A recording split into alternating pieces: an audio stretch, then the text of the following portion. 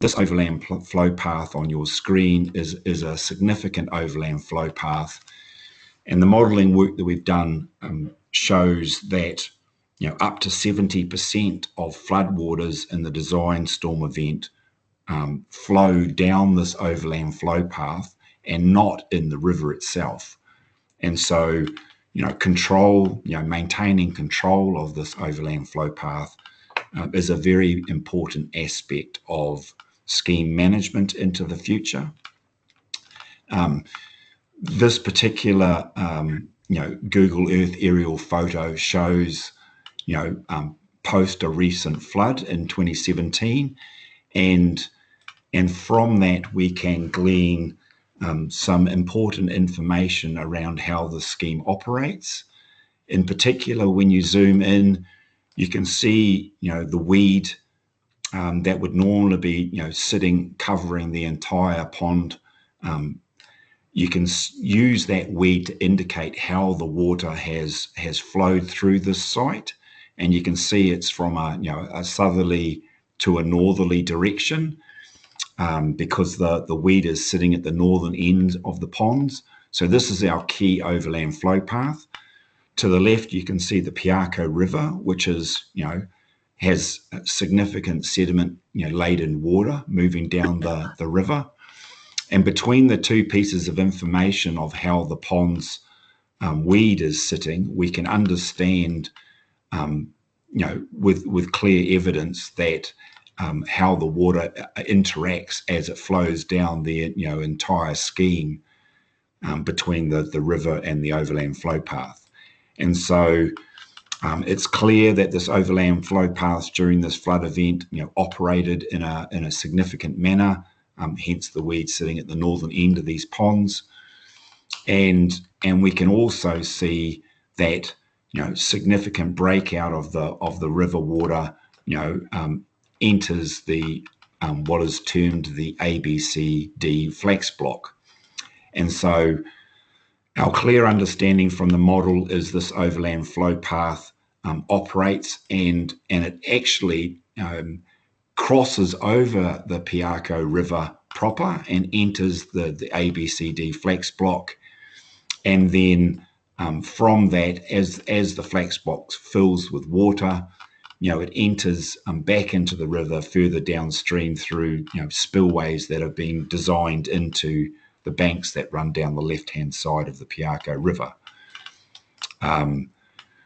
You can see from this ponding or the weed on the ponds themselves that in this particular area, which is sort of near high ground in this corner on this inside bend, there is some high ground, that the water actually travelled in an easterly direction or a northeasterly direction from the information that's presented on this pond.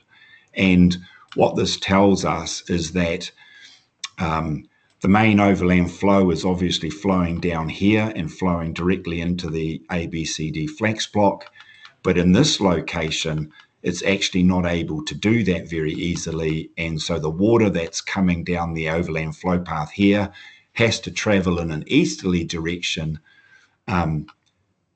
most likely primarily caused by a low-level bank on the true right of the Piako River, but also this dock asset stop bank that runs along the boundary of this private land. And so because the overland flow path can't enter the flax block in this zone because of the stop bank, it has to travel in an easterly direction to get round it and then flow into the ABCD flax block further downstream. So there is a strong possibility that this dock stop bank is impacting upon the interaction of flow through the overland flow path. So one of our concerns in relation to this dock stop bank is the ability of the river to return to normal levels, post a flood event. And one of the concerns that we have, which isn't able to be confirmed in the current makeup of the model for the Piako River, because it's modelling peak flows and not you know early stages of the flood event or the latter stages of the flood event. But there is concern raised by the landowners that it takes a long time for the Piako River to return back to normal, normal river levels above the Makoro landing. And it is hypothesized that part of the reason for that is the infrastructure that sits in this part of the scheme. Primarily, low-lying stop banks running along this parcel of land that keeps the water from, traversing through to the ABCD flax block, but also the dock stop bank, which also has a potential to restrict that return to normal flows within the Piako River. What's also interesting in relation to the dock stop bank is you can see that on the northern side of that dock stop bank, we clearly have a water flow in a northerly direction on the other side, and we know from the model that and the survey data that there is a low point where it connects in to the Makoro line stop bank. And so any water that does arrive here, when it's up at a certain level, it pours over the low point in the stop bank near the Makoro line stop bank and then enters the ABCD flax block. And hence the reason why, you see the pond showing, weed, pushed to the northern end. And that is a concern for the scheme, management, because it's encouraging, a high volume and rate of water to pass very near an important flood defence stop bank.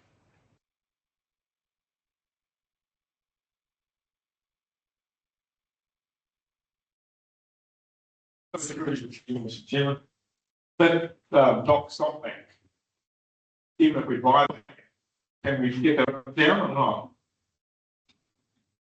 Stop bank is actually on the private land. Yes, Sorry? the stop bank is actually on land. Oh, is it? Yeah, and Purchase. I think from memory, Kenny said the RL of that stop bank, in order to hold water in the flax block, needs to be at 1.2, and it's currently sitting between 1.6 to 1.8 to 2. So there's a lot of soil in there that we can remove to lower that stop bank. Was that stop bank consented when it was built?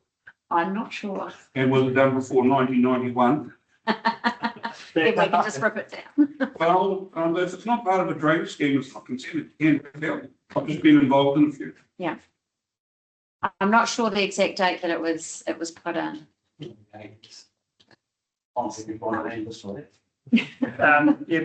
the reason why you said earlier the bank was put there was to do possum control. It wasn't about any flood protection. It was actually to flood the ABC flax block to keep possums out of it.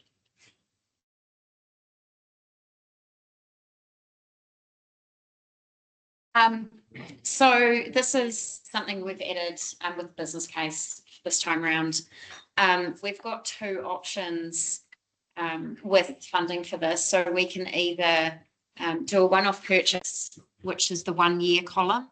That would be the impact on the rates for the local area for the 1 year option, or we can take a loan and pay it off over 20 years, which is the other column, the impact on rates. Bearing in mind that if we do the loan over 20 years, we're paying an extra $225,000. This is based on a land value of $600,000, but that's possibly a generous estimate.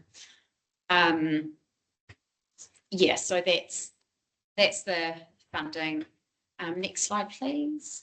And just to regard, so as I understand it, funding is already provided for in our.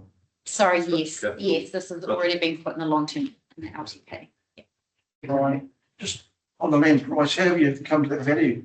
Because I know what land's been in market, so better value, does it go for cheaper than that? So yeah, so last year we did a bit of a, what was the current sort of price per metre of land in the area, and It also includes any legal fees, so it would be undertaken through the process of the current Public Works Act West process.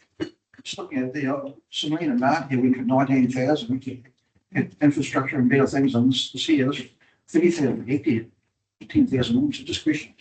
How do you come to that value? It's got no power, no improvements. It's just it's an estimate Yeah. plus all the incidental costs that would be required to pay. Before, I know you've probably done it, but I'm looking at it before you do it. You'd have to scope what the negative impact downstream as opposed to the adverse impact would be upstream.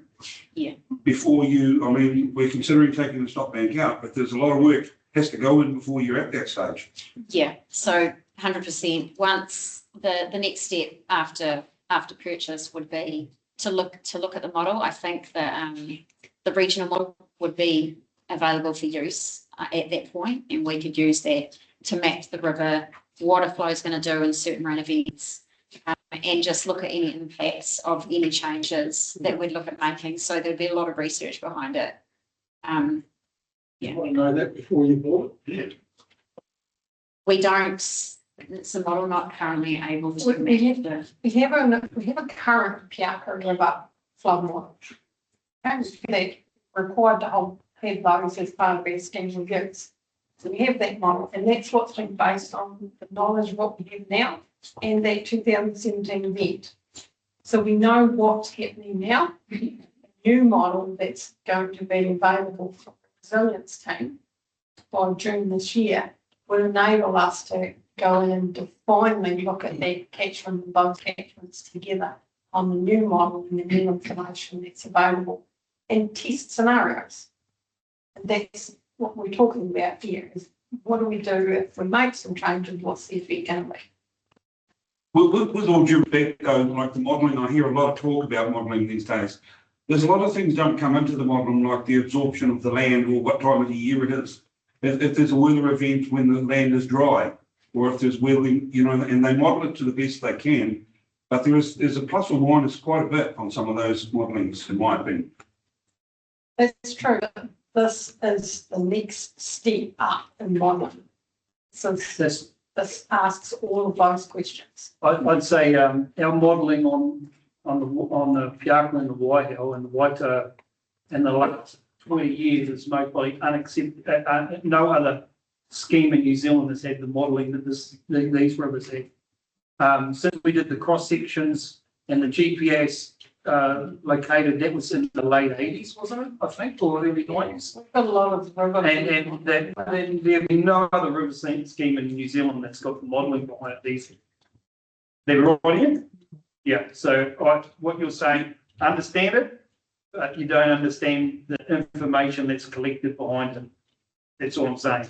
But I didn't say I don't understand it or I don't accept it. I'm just saying you have to be aware of it. Yeah. And you can't take it as gospel. No, as I said, is the cross-sectional surveys in the scheme would be there'd be no other scheme in New Zealand that's done more an understanding of hydrology of it. Yes. Through the chair. I think the other thing that was raised in there is that concentration of flood currents in the Coraline Bank. stop bank. So we need to manage that risk anyway. And if we need to purchase land to rebuild that stop bank or move it, then it will be part of some of that 80 hectares. Now the landowner might not sell it to you unless you buy the whole lot. Yeah. So at the moment we're in more of a willing situation. So yeah. That's a key risk in that scheme along its own. So yeah, this is a summary of the key risks of not purchasing the land. The asset performance, which talks about the risk to that Makura line stop bank, the financial risk of rising land values, potential unwilling seller if we don't take the opportunity now. Also the increased cost of the upgrade of that Makura line stop bank if You know, we've got around about $300,000 worth of fill available on site to carry that out. Not sure what the future impacts would be if we waited and, you know, had to cut that from somewhere else.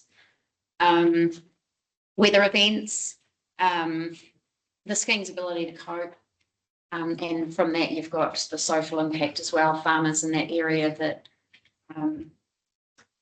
you know, underwater for weeks after a flood event because the water's just not drained away quick enough. And access into the flax block, into the wetland, the peak dome. Securing that would be, you know, across multiple stakeholders an advantage. The other thing too is the failure of that bank there would flood you out in Waitakere. Sorry? That a failure at that stop bank there would flood you out in Waitakere. She would go across land all the way down to Waitaka. So it's a major of it's most probably, and it's built on some of the softest ground. So the chances of failure is high if there is going to be a failure. So that's the reason for upgrading the stop bank to get it up, because it protects most probably a third of the Hauraki plants. The only potential issue I probably see is if you're going into a multiple ownership model, purchasing this land, is if you're going to start using that potential 300,000 material and balers, et cetera, is how do those revenues get split, I suppose. You'd have to have some sort of understanding that there's contributing to the cost of land and then maybe To secure the access. yeah. Yeah, there would be lots of legal considerations around that. 3 months. So that can clarify, so the proposal is for WRC to be purchasing this land. I'm all for single purchase and going ahead with it personally, because I think it's a no-brainer. That's the only way to put it. So that's my opinion, just so we need to move on with the guys, because just going in circles. Just one question on targeted rates. How's it going to be divided? Like in the water, it starts like out of my home. That how's it all been set up so John doesn't get mailed to it? So yeah, that's the breakdown between the different budget streams. Has council actually asked DOC to remove the bank? And then the farmer farms the land as is, without us buying? I think there's been a few discussions with DOC over the years about reducing the height of that stop bank, and I'm not sure where that all came to, but it's One of the, I know you're talking about possums, but the other reason was they had the idea that they would make it a wetland, so they would hold water permanently to have plant species that survived in the water. But to be perfectly honest, that's contradictory to the scheme, because for it to work properly, it should dry out, fill up, empty. So they actually compromise the scheme by doing what they're doing. So I would like to see someone from council or even from this group have some hard discussions with DOC about responsibility and the responsibility they have as landowners to the scheme. Is that possible? yeah, well, I definitely think that sort of discussion would be a natural flow on from us purchasing this land anyway, but yeah, there definitely needs to be further discussion with DOC about the management through that area. Because from my point of view, it seems to me that council have problems dealing with DOC.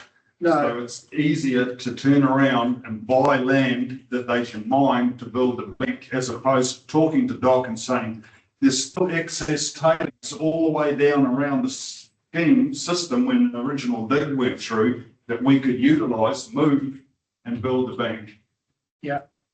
But whether it's outside of this at the moment, but I can tell you now, and Noel can as well, that this council's and DOC's relationship is better than it's most probably been in 15 years. And it's not only like we've worked really hard in this space, and there is some trust. You agree? That's true. There's some real trust. we first become councillors, we were in just about legal stuff with Doc. Now it's actually, we can sit there and have an open discussion. We've got a really good relationship with the management of it, especially of the Waikato managers of Doc. And it's all about relationship building, John. It's not about going in there dictating. It's actually being in there having open and frank discussions. And you normally find, you can find some middle ground pretty easily. But if you go in there waving the bat, you'll get put in your place. And that's how it works. I don't get any feedback that, yes, we talk to Doc, yes, this is what they. He's regularly talking to Doc, what I understand, that he's trying to build that relationship at the moment, that there's some trust. And it's all about trust. Yeah.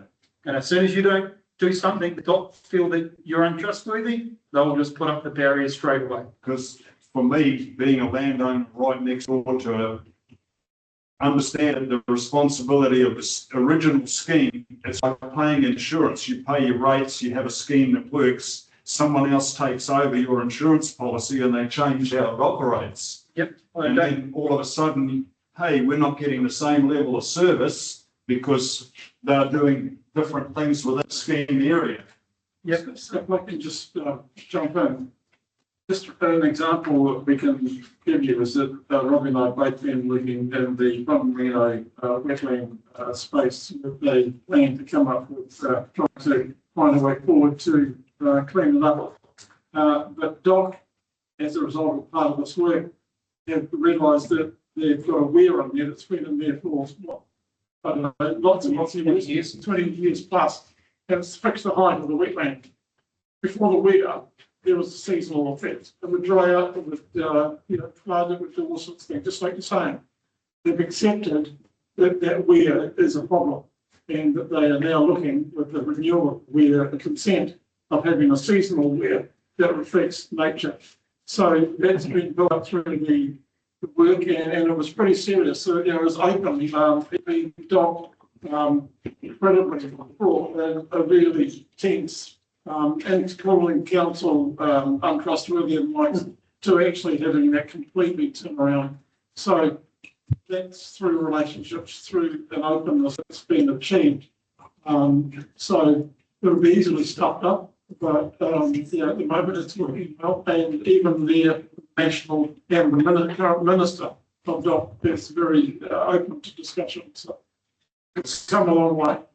Because what I see too is that all the urbanisation further up, I know they have all this, when they do their tar seal iron and concrete, building all these suburbs and all the rest of it, that they have to have contingency for stormwater.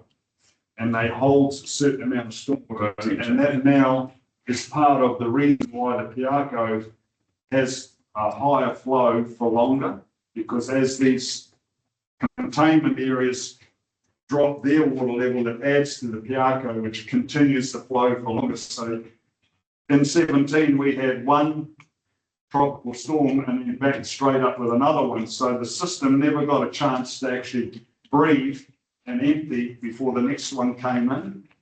And that's one of the things I think that's why it's very, very important that this holding zone is managed well, because otherwise we're going to go under again. Well, you should be voting for this thing now. Yeah. Because that's exactly what the staff are trying to get done at this job. I can see that council, like I said before, that they want to own that piece of land so they can mine it and do the line bank, rather than try and have a discussion with Doc and say, well, there's land over here that we could take and we could take the top off your bank and then everything would flow. And we don't own the land. The farmer has to farm the land as is. If you want to be able to manage that in long term, it's actually, I don't get that discussion. I think you're going too far. We need to resolve this and move forward.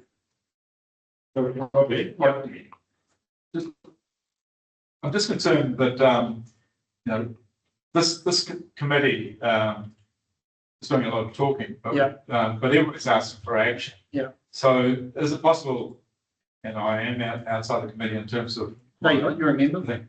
You're a member. But is it possible to make a recommendation that if this goes ahead, and I'm with Peter on this, make it happen, that simultaneously that we secure a meeting with Doc, with some of the people that know the area, to talk about it and get some agreement about how to manage it, because obviously there is no communication across boundaries other than through the staff about the hydrology and history and the need for the system to work. And so what we need to do is not be aggressive about it, but allow them to go up to a meeting and say, hey, these are the issues, we want to resolve them, and put a timeline on it, not just push it in front of us. Well, I agree, and I think purchasing this, our relationship with Doc will get better in. Yeah, but we need to, you know, there's concerns about where Doc fits it, so we need to nail it at the same time. I think we've got to separate the issues have been identified. The key issue is, do we buy it or not? And if not, if we do, what are the issues that we need to address? And that's what staff need to get on with. But I think with that Robbie and I've been involved with other members of the council, staff and the likes over the last 2.5, 3 years with the Bon Marino and how that has developed. Relationship is there at a good level, but let's keep that out of the resolution about whether we want to buy the land or not, because that's a separate issue and how it's managed, operational, really, as opposed to strategic, which this is. Through we can easily capture an action out of the meeting, and let the board solve the Doc relationship as a key step forward after the pitch. So we can take it committee up how that's progressing. It's not the only issue. We obviously have the other stop bank as well, so the river that we And it's just a pity that Doc obviously aren't resourced enough to have people sitting here representing them in the committee, which would be a lot easier to have the discussion. It's probably been Michelle that she was on holiday. No, because we funded from Teams. So it's a representative from the Teams office coming, so not from him. That's really interesting. I think the other important thing we need to remember around this table is that we're not actually making the decision. Yeah. It's making the recommendation. Yeah. Integrated cabinet. So Yeah. it's not going to hang up on whether or not just whether we think it's a good idea. Yeah. It's also. Second, that we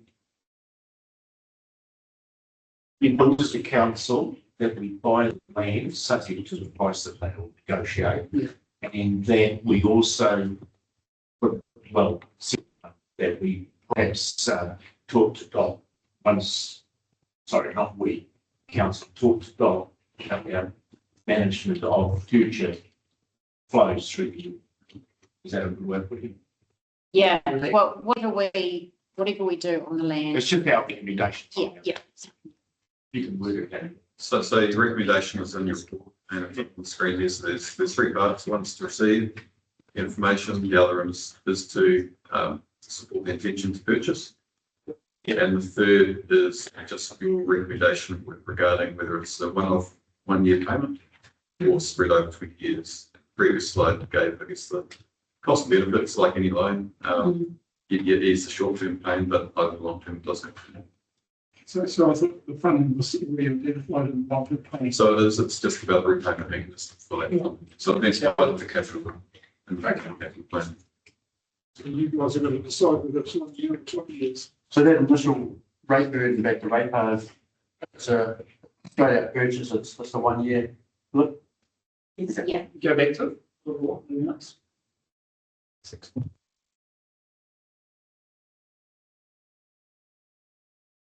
It's on page 45, 55. So it's either 3% on the catchment rate or 6.88% on the target rates, one off. It's for 1 year. Yeah, or it's with 5% across the 20 years. It's targeted. It's only 85% target. The 15% comes from General rate. So what would be the committee's opinion of that? I'm all for what the recommendations for 1 year and the rest 2. Okay. I move that, you guys can throw it out. Okay, cool. Andrew Stevens. Thank you.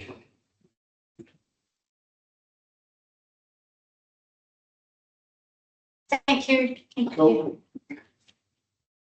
So we're going to move of Peter and Andrew.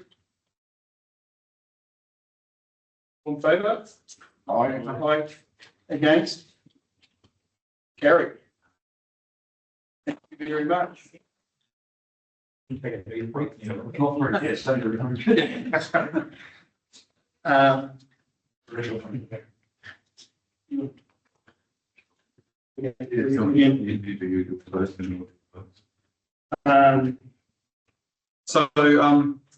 Before we close, I'll come to our Karakia and come to the chair, but one thing I'd just like to acknowledge is, so Karen, you're not leaving us yet, but this will potentially be your last subcommittee meeting, certainly in your current role. I'm doing my best to try and hang on here in some shape. But in the meantime, it will be your last meeting is in the role that you're in at the moment. Karen, I think we farewelled you in 2020, was it? 2021? That's the last time. And we brought you back, and you still are. So so it's been great to have you here. Great to he's on this committee as well. So I just like to acknowledge your service to the community, your service to the committee as well. And I'll also will farewell you in due course once we get close to the date. But it's good to acknowledge that for this committee as well. Craig, can I just say that? Yeah. So, I'm probably the person that sat on this for a long time. Karen came in and she's the wealth of knowledge that she has gained and given back to this committee generally. I can't speak anywhere else, to be outstanding. So thank you, Karen, because a lot of people have come and gone. So thank you for staying. Thank you.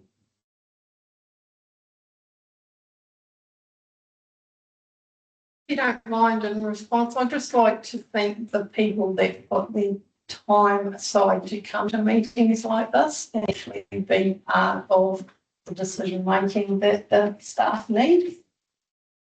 Our life would be hugely difficult and different if we didn't have people that we could talk to, either in the meeting or out of the meeting. So to those of you that in particular have spent time with us and staff, you know, that's what keeps us around. So thank you from me for being those people. Thank you. I'm just personally, Karen, I think I first met you back in the 2017 flood. So it's horrible meetings we had in Morrinsville, you know, blowing our lids off because we're all underwater.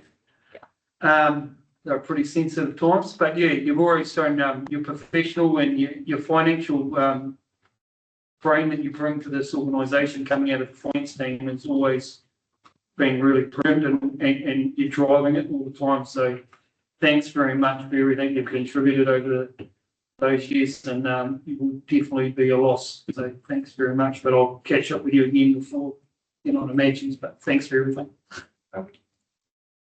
Right, if you want to close the, if you want to do the Karakia and then you can close down the screen, and we'll get into this other bit. Thanks, Robbie, and the English is up on the screen as well. I'm just here, mai te uru tata nui, te wātea, te māma, te nākau, te tinana, te hinaro, te ara takatu, ko rā e rongo. E whakaare ake ki runga, kia tīna, teina, huie, tāia. I'll call meeting closed at 10 past 12.